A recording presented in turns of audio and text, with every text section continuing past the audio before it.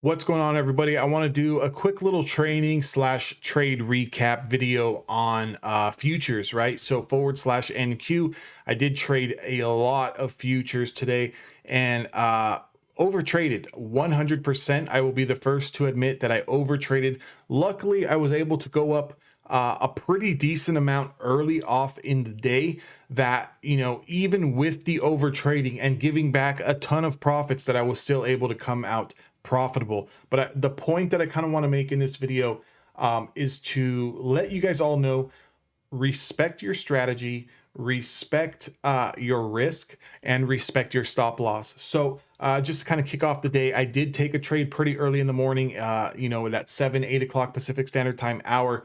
Off the NQ, what I was looking at here was coming off of this 200-day moving average, recrossing over the 20 SMA here, waiting for the confirmation to take that out. I did take this play here on this run up and sold into this run up here.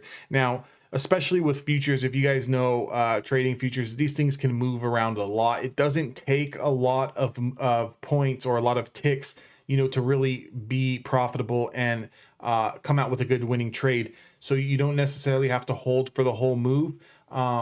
But with that being said, I did take on this run up here, sold into this top here, and was out long before the dropout here. But what I kind of want to get into here is I took multiple trades later on in the day, especially towards that 10 a.m. to around 11:30 a.m. Hour, where there was just a whole lot of chop going on.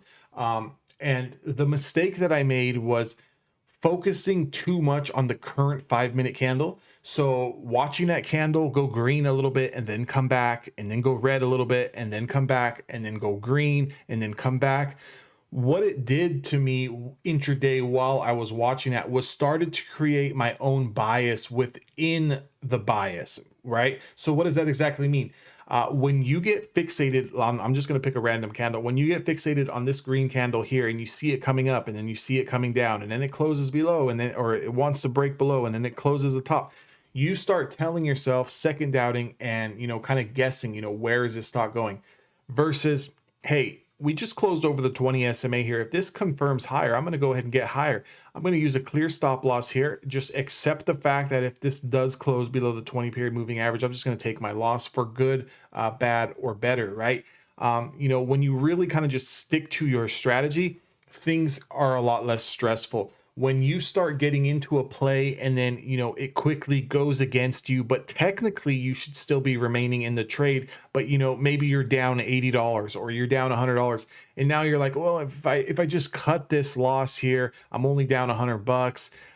Lo and behold, an hour later, the stock, you would have been up $1,000 if you would have just held it, right? Now, that doesn't mean that, if you go down $200 and it's below your stop loss to continue to hold that play, definitely want to cut that loss. But that's the point that I'm trying to make is that, if you, have a strategy, and if you guys trade with me here at evolutiontraders.com, you guys know my strategies. I've taught you guys my strategies. I've taught you guys my trading psychology. And even though I've been doing this for going on 6 years now, even still, I make mistakes when it comes to my trading strategy. So even though I did catch a fantastic trade off here early in the morning, I did chop myself up and lose a lot of profits in this time period here. And then I was able to catch this last move into the close here. Obviously, again, did not catch the whole move, but was basically looking after that headline on Elon Musk, acquiring Twitter or whatever. We got that nice little sell off here, and then we started to recover. And then once we did get this initial recovery of the 20 SMA here, I did decide to go long here, and obviously, wish that I would have held out for the whole move. But, I basically just wanted to get back into the swing of things, take my setup, trust my stop loss, trust my risk, and just kind of ride this trade here. But the point that I want to make with this entire video is, do not overtrade. If you do manage to win 1 or 2 trades and you come out a little bit profitable, or you have a decent trade to start the day, that's all you're really looking for. At the end of the day, trading is all about freedom. It's all about being able to come into the markets and make money on demand when you want to, on your time and on your terms. It's not to sit here, like someone is beating you over the back with the whip, forcing you to take 100 trades in a day. The more trades you take in a day, especially when you are already profitable, I can guarantee you almost 8 to 9 times out of 10, you are going to give back profits. And that's what we do not want to do. We do not want to give back profits. We do not want to overtrade, and we do not want to let our emotions control us. We want to control our trading. We want to control our emotions, and we definitely want to control our risk management as well as what we are doing when it comes to trading. Now, are you going to get those trades where the setup is perfect and the trade just doesn't work and it fails? 1000%. But that's the name of the game, and that's what we have to live with as a trader. But when it comes to being up $3, $4, $5, $1,000, $3, $4, $500 or $1,000, and then thinking that just because we're up and we have that cushion that we can sit here and take 4, 5, 6, 7 more trades, and that we're just going to continuously keep winning, is not the best way to look at things. If you do go up and make sure to protect those gains, make sure to stick to your strategy.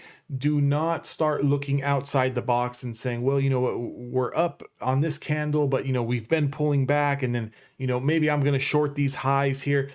What that's really doing is, in that moment in time, you're realistically looking at a 5-minute candle, right? If you're trading 5-minute chart, you're looking at a 5-minute candle and you're saying, well, I'm going to short these highs here because we're coming back down. So you're trying to do these super quick micro scalps back down within the body of one big candle. What we need is an actual setup. So we can't trade long on this candle, short on this candle, go short on this candle, get stopped out, go back long on this candle. We actually need to wait for more data to show itself to us. We need to wait for more candles to form. So what does that mean? If we get it close over the 20 SMA, we're going to need to wait another 5 minutes for this candle to either close underneath or continue to hold this trade. And we need to wait 10 minutes before that candle either closes below to stop us out or continues to grind higher and increase our P&L.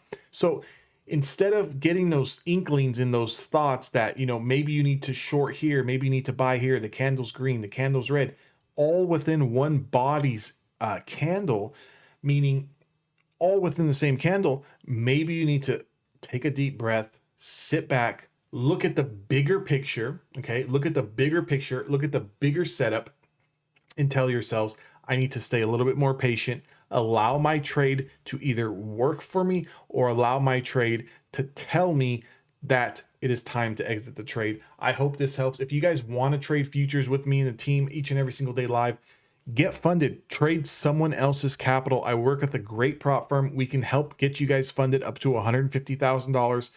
Definitely check out the link down in the description box below. If you're looking to me and you say you want to trade futures, but you don't understand strategies, you don't have a strategy, what indicator is best to use? Down below in the first link in the description, I included a great trading strategy that you guys can use to trade the first 1 to 2 hours of the market open each and every single day, completely free. Get the training, go through the video, implement the strategy.